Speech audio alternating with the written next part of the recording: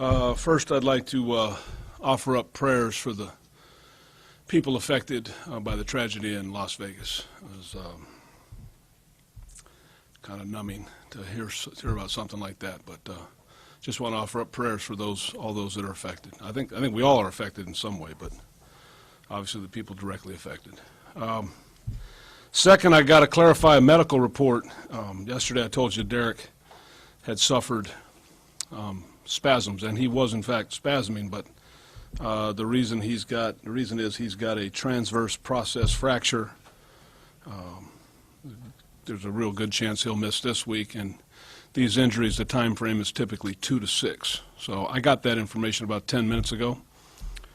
Thought I'd share it with the local guys here first. So there you are. Obviously, he's, I just got off the phone with him. He said he's sorry. I mean, he's a great kid. He'll bounce back. I told him that the team will take care of business while he's healing, and just get healed up. And when he can come back, he'll come back. So that's the story now on that injury. It ended up being something that caused the spasms. They took a good look and got the several tests, and the last one came back with that being the case. Okay. Other than that, I'm here to review the game. So if you guys have any questions, let it rip. Jack, just kind of as a follow-up to your statement about Las Vegas, when tragedies like this happen, even going back to 9/11, we as the public kind of look to sports to keep that sense of normalcy going. Yeah. So we can feel good about the normalcy of our lives not being disrupted. How tough, though, is it for you as an athlete? Because this obviously affects, like you say, all of us. How tough is it for you as a coach, for your players, to keep your own sense of normalcy? Well, the structure of what we have to do kind of goes on, but there's no doubt that that display of evil was I can't think of anything other than maybe 9/11, that type of thing, where that many lives are affected, that many people are directly affected. It's like I said, it's a little bit numbing.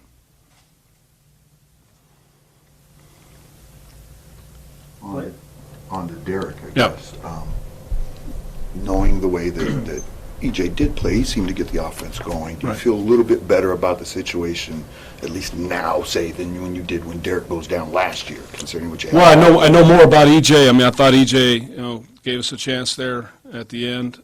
He did some things really well, and so there's some definite, there's some definite positive, encouraging signs that we can, build on. But so obviously it's always a big blow to lose a good player, a key player, and your quarterback. But the good news is he's not gone for the year. We'll get him back. It could be as short as 2 weeks. It could be longer. We'll see. We'll deal with that as it goes. But certainly the way EJ played yesterday was uplifting.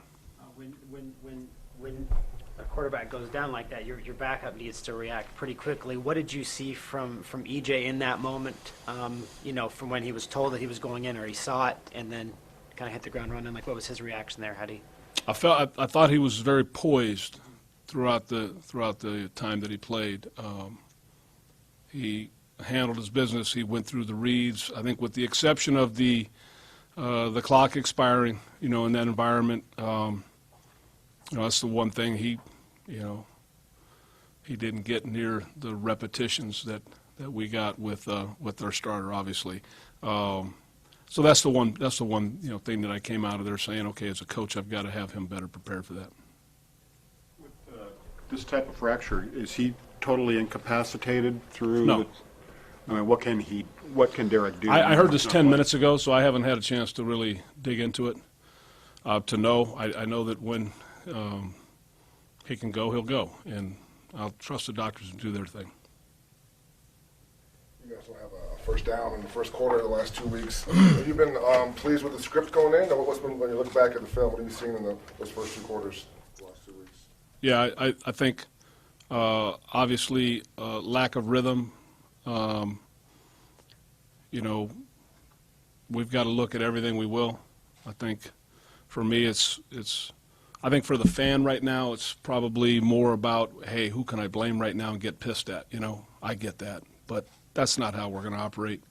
You know, we're all looking to make it better. So it starts with what we call, when we call it, how we execute the call. You know, it's coaches coach, players play. You know, we're going to coach and do better at coaching. The players are going to play and do better at playing and executing, and we're going to be better. I mean, we're a better unit than we've shown offensively the last 2 weeks, no question. And you know, it hasn't been good enough, and it's led directly to losses, 2 losses. Maybe surprise is the wrong word, but you guys were rolling so well the first 2 weeks. Are you a little surprised by what's happened the last? I'm never surprised by the way events can turn around in the NFL.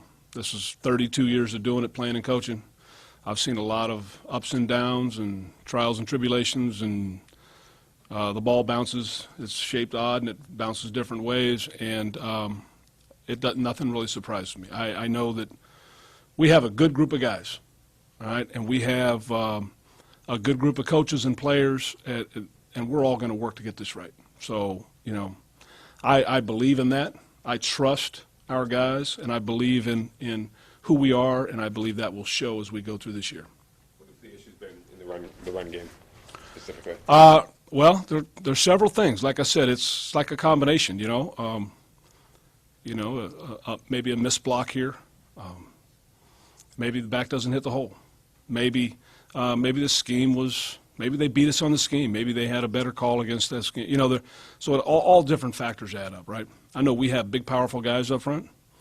We've got backs that are all very capable, and we've got a really good staff, you know. So we got to put it together and make it work. That's the bottom line. So, you know, for 2 weeks now, we've stubbed our toe, maybe more than just a toe, but you know, we've struggled, and it's really obvious, you know, to everybody that follows us. It's obvious to me, and we're working hard to get it right. Jack, how do you handle a guy like Amari, who's had another pretty crucial drop yesterday, and it seems like he had gotten over that last year, but he's had quite a few drops. Yeah, so far. I think he's going to be just fine. I believe in Amari. I think he's a really good player. That ball got on him quick yesterday. It was, you know, ends up being one. Oh my gosh, there's another one. Yeah, okay. I believe Amari's a really good player, and you know, we'll take advantage of that. We're going to make sure that we're getting him the ball, and that we're utilizing the strengths that he brings. What's the status of Crabtree? Crabtree, we'll see how practice goes. You know, if he can come back and tolerate practice, he's a pretty tough guy. He tried really hard to get back last week, so hopefully he makes it this week. Did Conley suffer a setback of any kind? Well, you know, I just saw him. He wouldn't admit much, but I just saw him, you know, reacting as though it was sore a little more last week. So he got the weekend off. You know, we'll practice him probably Thursday. You know, and be smart on Wednesday. Will be some type of limited fashion on Wednesday, I would think, and then get a good workload on Thursday and get him to the game and look at him that way. And since you had to go with some other cornerbacks, what did you think of how Sean Smith and Dexter McDonald played in an extended? I thought overall, defensively, you know, a lot of different contributing factors. I thought those guys being able to go in and know what to do and do it well was very positive for us. I thought the pass rush throughout the day was disruptive and good for us. And so, you know, overall, a really solid, gritty effort that kept us in the game. You know, those guys did enough, got enough stops, you know, keep them 0 for 4 in the red zone there and get off the field, get the ball back for the offense a couple times late in the game, had to have it. Those are positive things for us. There seemed to be a third down sack that Von Miller got, in which Marshall was tugged out of the collar. Was held, yeah. Derek did a nice job. Yeah. How common is that? It's something they're trying to clean up. It's hard to catch all of them. I mean, they did a nice job executing, you know, kind of a trick of the trade. You're not supposed to be able to get that done, but it's hard to see every time that it's done. And you know, he reached out and grabbed him, and yeah, so it was well done on their part. Is that one easier to get away with now with the umpire in the backfield as opposed Can be, yeah. There are a lot of excuses for it. I mean, they tend to see the tackle hold, so I don't know why they can't see the defensive player hold, but. What did you think most Daniel when he jumped in there yesterday? I think I spoke to it. I think the poise that he played with. I don't feel like the moment was too big for him. I thought he was accurate. He made good decisions, with the exception of putting that one up late. We second down. Just check it down there, and keep moving the chains. And but overall, I liked the demeanor he played with. I liked the certainty he played with. I liked his accuracy. The expectations for the offensive line as a whole are pretty sky high with the talent Sure. that you have there. So anytime there's a sack or a back Sure. hit in the backfield, fans wonder what's going on. Yeah. What do you see on tape? Are they off at all? Or are they playing pretty well and there's just some negative plays? They're actually playing pretty well. It's again, I know this goes back to what I was talking about with Vic. I know people want somebody to blame, so just blame me. That's easy. Just blame the head coach. And seriously, because we're going to get it right. I'm not worried about why it. I am worried about why, but I'm not worried about explaining it and talking about it. I'm worried about getting it right. And we've got a good group. They're physical. We've got good backs. We've got good coaches, and we will get it right. And it needs to get right now. You talked about it with Marquette last year with the personal fouls and Yeah. another one. What do you have to communicate to him? Obviously, you don't want. It's maturity. That's what I need to communicate with him, and I will in person. But that's all it is. It's a matter of being mature enough to put the team ahead of yourself and being able to handle those emotions when you're disappointed. And sometimes you're disappointed and you want to lash out because it maybe makes you feel good for about 3 seconds, and then you deal with the consequences. And those weren't good consequences. So, we were fortunate there. And so it's another opportunity for him to learn how important it is to keep things under control. Have you spoken to him yet? Not a chance yet. We'll talk tomorrow. You guys good? You guys used the sticks and linemen a lot last year too, especially against Denver with some success. Yeah. Is there a reason you've gone away from that this year? Is it personnel or just, I don't know if you want to get into that, but. No, I mean it's a good point. The guy that was really good at it, Denver, was really the best at it. He's injured right now on IR, but we really felt comfortable with him in that package. And who knows? It's early in the year.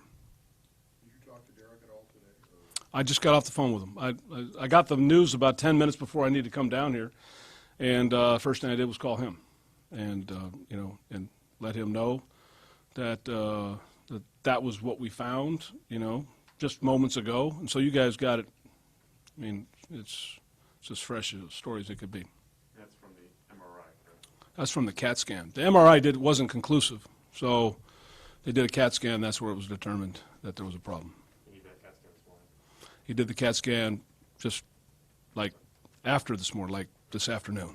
I mean, it just all happened. So that's why I said the timeline. It was first the X-ray yesterday, and it doesn't look like anything, and then the MRI this morning still looks good, and then let's be sure we didn't have a real good look at this area, and then the CAT scan revealed the problem. It must be pretty small. It didn't show up on the other side. I'm not a doctor. I mean, I'm not. Any sort of update on just how David Emerson is feeling today? Nothing really. I mean, we know he was concussed yesterday, and so there's nothing really to add beyond that. It'll be in the protocol. Okay, guys, thanks. All right, thank you.